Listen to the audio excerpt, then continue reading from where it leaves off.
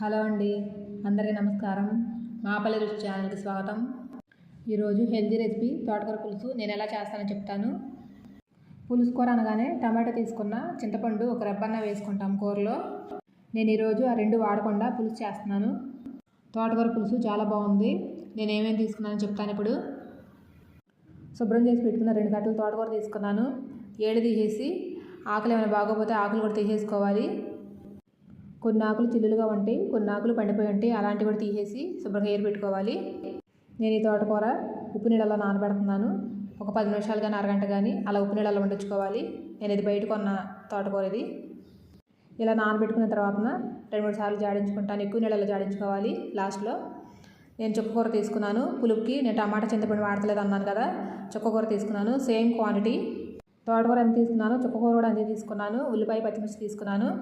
ఇప్పుడు పెసరపప్పు కొంచెం వేసుకోవాలి. 2 స్పూన్లకు ఉంటుంది నేను తీసుకున్న పెసరపప్పు, ఎక్కువ వేయకూడదు. ఇది వేయించి పెట్టుకున్నాను ముందే నేను. పెసరపప్పు కూడా ఒక గిన్నెలోకి వేసుకుని కడిగేసి నానబెట్టుకుని వండించుకోవాలి. పెసరపప్పు త్వరగా నానిపోతుంది, ఉడుకుతుంది కూడా త్వరగా. పొట్టు తీసిన వెల్లుల్లి రెబ్బలు ఒకటి ఫుల్ తీసుకున్నాను నేను. ఒక 10 నిమిషాల తర్వాత తోటకూర చుక్కకూర అన్నీ మంచినీళ్ళతో వాష్ చేసేసుకుని పక్కన పెట్టుకున్నాను. కట్ చేసేసుకుని పక్కన పెట్టుకోవాలి. పెసరపప్పు కూడా నానిపోయింది. ఉల్లిపాయ పచ్చిమిర్చి వెల్లుల్లి అన్నీ కడిగేసి పక్కన పెట్టుకున్నాను. ఇప్పుడు స్టవ్ వెలిగించి కూర దాకా పెట్టుకుని ముందు పెసరపప్పు వేసేసుకోవాలి. పెసరపప్పు నేను మంచినీళ్ళు నానబెట్టాను, నీళ్ళతో సహా వేసేసాను. తోటకూర ఉల్లిపాయ పచ్చిమిర్చి వేసేసి ముందు మూత పెట్టి మగ్గించుకోవాలి. చుక్కకూర ఇప్పుడే వేయకూడదండి, లాస్ట్లో వేసుకోవాలి. ఉల్లిపాయ మగ్గిపోయిన తర్వాతన ఇందులో నీళ్లు పోయలేదు. ఇంతకుముందు పెసరపప్పుతో పాటు నేను నీళ్ళు పోసాను. ఇప్పుడు ఒక గ్లాస్ వాటర్ పోసాను. 1/2 స్పూన్ పసుపు, వెల్లుల్లి రెబ్బలు కూడా వేసుకుని మూత పెట్టి మగ్గించుకోవాలి. వాటర్ ఇంకా పడతాయండి, ఇది పులుసు కదా, ఎక్కువే పడతాయి నీళ్ళు. కొంచెం కొంచెం చూసుకుంటూ పోసుకోవాలి. అవి ఉడుతూ ఉండగా ఒక పక్కన నేను చుక్కకూర కూడా కట్ చేసి పెట్టుకున్నాను. మధ్య మధ్యలో తిప్పుకుంటూ ఉండాలని, మూత తీసి నీళ్ళు ఎగిరిపోతాయి. తోటకూర బాగా లేతగా ఉంది, మగ్గిపోయి కొంచెం అయింది కూర. చుక్కకూర కూడా లేతదేనండి, మా గార్డెన్లో అది. కుక్కర్లో పెడితే త్వరగా అయిపోతుందండి, కాకపోతే నేను పెసరపప్పు త్వరగా ఉడికిపోతుంది కదా, ఆకుకూర కూడా త్వరగా మగ్గిపోతుంది, అది ఉడిగా పెట్టుకున్నాను. ఇప్పుడు ఇంకో గ్లాస్ వాటర్ పోసాను. ఇప్పుడు మొత్తం నేను 2.5 గ్లాసులు నీళ్ళు పోసాను. ఉల్లిపాయ ఉడికిందో లేదో ఇలా చూసుకోవాలండి. చూసుకున్న తర్వాత కొంచెం ఉప్పు వేసుకోవాలి. ఉప్పు వేసి కొంచెంసేపు మళ్ళీ మగ్గించుకోవాలి మూత పెట్టేసి. ఉప్పు వేస్తే ఇంకా త్వరగా మగ్గిపోతుంది తొందరగా. ఇప్పుడు చుక్కకూర వేసుకోవాలి. చుక్కకూర మగ్గడానికి 5 నిమిషాలు పట్టదండి, త్వరగా మగ్గిపోతుంది తొందరగా. మూత పెట్టి 2 నిమిషాలు మగ్గించుకుంటే చాలండి, చుక్కకూర త్వరగా మగ్గిపోతుంది.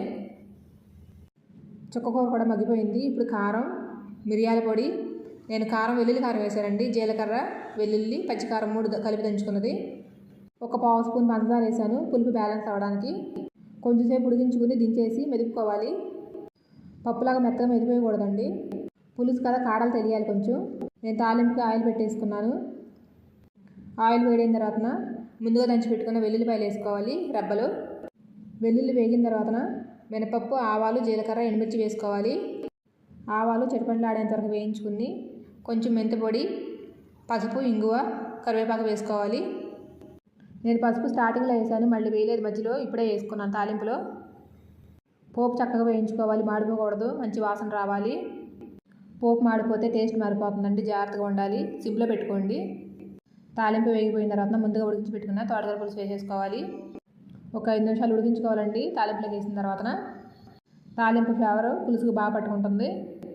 ఇప్పుడు రెడీ అయిపోయిందండి తోటకూర చుక్కకూర పులుసు. నేను సర్వింగ్ బౌల్లో తీసేసుకుంటున్నాను. చూస్తున్నారు కదా, బబుల్స్ వస్తున్నాయి. బబుల్స్ వచ్చిన వరకు ఉడికించుకున్నాను. ఉడికించిన తర్వాత తీస్తున్నాను. అందరూ ట్రై చేయండి, చాలా బాగుంది కర్రీ. వీడియో నచ్చితే లైక్ చేయండి, షేర్ చేయండి. మాపల్లి రుచి ఛానల్ని సబ్స్క్రైబ్ చేయండి.